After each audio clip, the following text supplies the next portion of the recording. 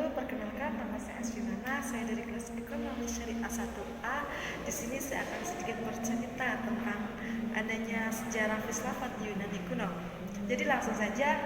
Jadi pada periode Yunani kuno adalah zaman dari Yunani Arkais, yaitu pada abad ke-6 sampai abad ke-8. Sampai pada kejayaannya itu pada zaman Yunani klasik, yaitu pada abad ke-4 sampai abad ke-5, yaitu di bawah pimpinan Athena. Yaitu pemimpin Athena ini berhasil menginvasi kekaisaran Persia. Jadi istilah Yunani kuno dipakai untuk menjelaskan peradaban di wilayah penutur bahasa Yunani pada abad kuno. Periode bersejarah di Yunani kuno adalah sangat-sangat unik dalam sejarah dunia karena merupakan periode pertama yang membuktikan dengan adanya homografi yang layak ataupun yang sangat-sangat unik. Periode Yunani disebut periode filsafat alam karena pada periode ini ditandai dengan munculnya ahli pikir di alam, di mana arah dan perhatian pemikirannya itu pada alam di sekitarnya. Pernyataan-pernyataan yang dibuat sifat filsafati atau berdasarkan akal pikir dan tidak berdasarkan pada menurut sebagaimananya masa metodologi. Dengan perkembangannya pola pikir, manusia itu berkembang dengan pemikiran yang maju dan pembahasan di dalam filsafat itu lebih ke rasionalis. Jadi filsafat ini dibagi menjadi 4, yaitu pertama filsafat klasik ataupun filsafat Yunani, terus yang kedua adanya filsafat abad pertengahan, yang ketiga filsafat modern, dan yang keempat adalah kontemporer. Jadi kita bahas satu persatu, yaitu yang pertama dari zaman Yunani kuno pada abad ke-5 sampai 6 sebelum Masehi. Jadi pemikiran filsafat itu diawali pada abad ke-6 sebelum Masehi yang ditandai dengan runtuhnya mete-mete dan domain-domain yang selama ini menjadi pembenaran setiap gejala alam. Filsafat Yunani kuno telah berhasil mematahkan berbagai mitos tentang kejadian dan asal-usul alam semesta ini. Jadi cara berpikiran berlangsung sampai abad ke-6 sebelum Masehi, sedangkan sejak abad ke-6 sebelum Masehi ini orang memulai mencari jawaban untuk menyimpulkan adanya kejadian-kejadian alam semesta ini dengan rasionalis.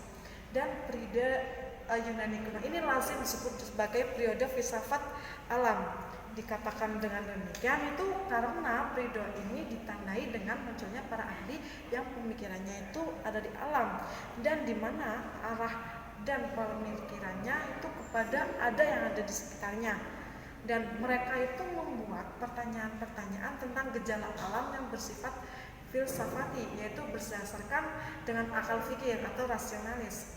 Filosof yang mengembangkan filsafat pada zaman Yunani yang begitu mempersulit sepanjang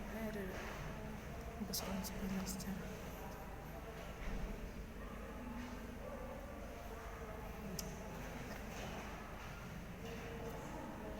Pemikiran filsafat Yunani mencapai puncaknya pada masa Aristoteles, yaitu pada abad ke-380 pada tahun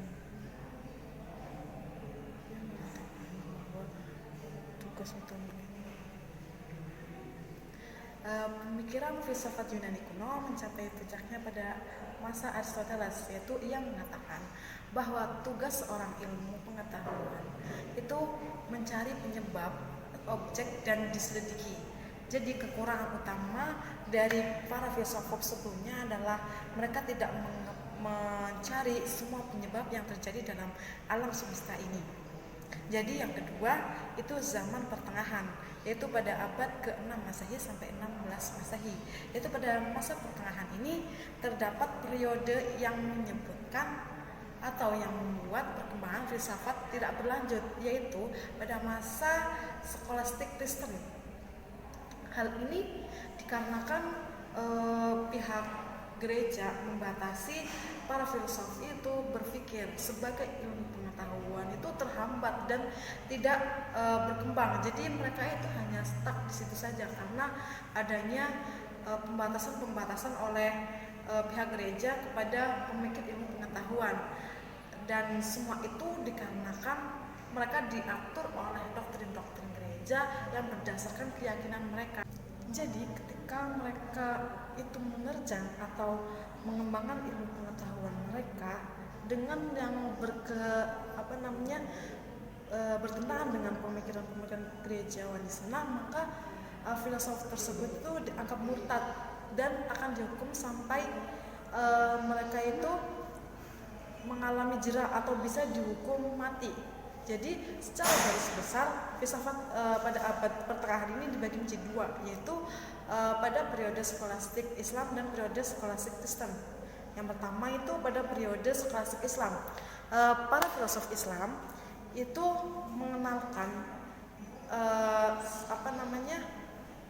jadi pada periode skolastik Islam ini para filsafat itu pertama mengenalkan filsafatnya Aristoteles, yang diantaranya adalah Ibnu Rashid. Ia mengenalkan kepada orang-orang barat itu yang belum mengenal filsafat Aristoteles. Para ahli pemikir ini yang berlainan itu skolastik Islam, yaitu para pemikir ahli Islam yang lain ini itu ada Al-Kindi, Al-Farabi, Ibnu Sina, Al-Ghazali dan banyak lainnya, dan lebih banyak yang lainnya juga. Mereka itulah yang memberi sumbangan yang sangat besar bagi para filsafat di Eropa yang menganggap bahwa filsafat Aristoteles ini itu berpedoman pada Al-Quran dan di situ tuh filsafatnya itu benar. Namun dalam kenyataannya bangsa Eropa itu tidak mengakui tentang adanya peran para ahli pemikir Islam yang mengantarkan kemodernannya bangsa Arab. Terus yang kedua, pada zaman skolastik Kristen. Jadi kekuasaan agama masih begitu berpengaruh terhadap perkembangan kehidupan filsafat, khususnya di kawasan Eropa. Karena di sana itu sangat-sangatlah mengikuti tren, perbedaannya pun membuat pemikiran para ahli itu terbatas. Karena dari pihak gereja pun yang tadi saya ceritakan itu bertentangan dengan filsafat Aristoteles ini yang Islam. Jadi mereka pun terlalu disibukkan dengan urusan melayani orang lain daripada memikirkan hal-hal yang tidak menyenangkan seperti filsafat. Pada masa inilah perkembangan dan ilmu pengetahuan sangat-sangatlah miris, karena di masa skolastik Kristen ini ilmu pengetahuan tidak berkembang. Terus adapun zaman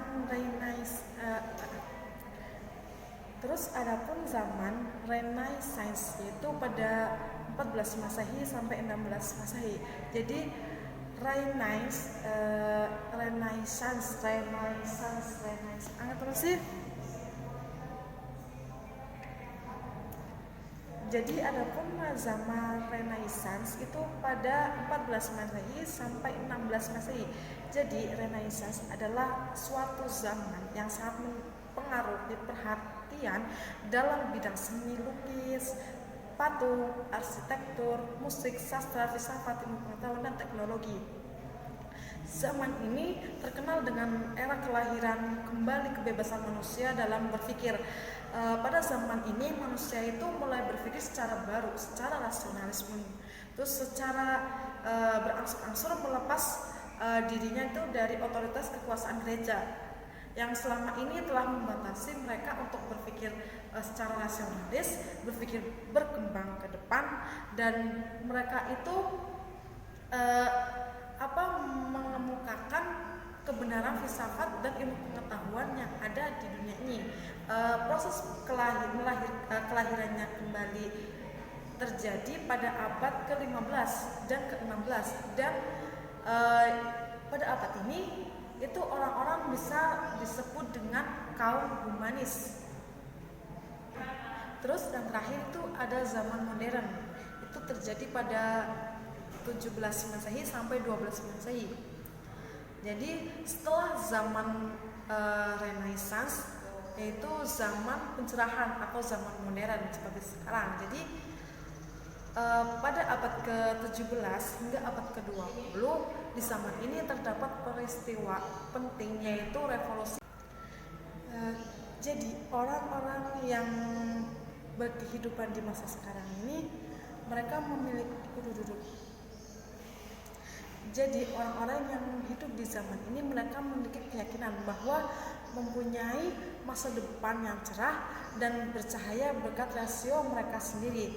Dan sebelumnya orang yang lebih suka berpaut pada otoritas lain di luar dirinya seperti otoritas gereja, kitab suci dan para ahli, itu mereka lebih ke semboyannya itu sendiri, yaitu manusia di zaman pencerahan semakin bersemangat untuk menemukan hal-hal yang baru.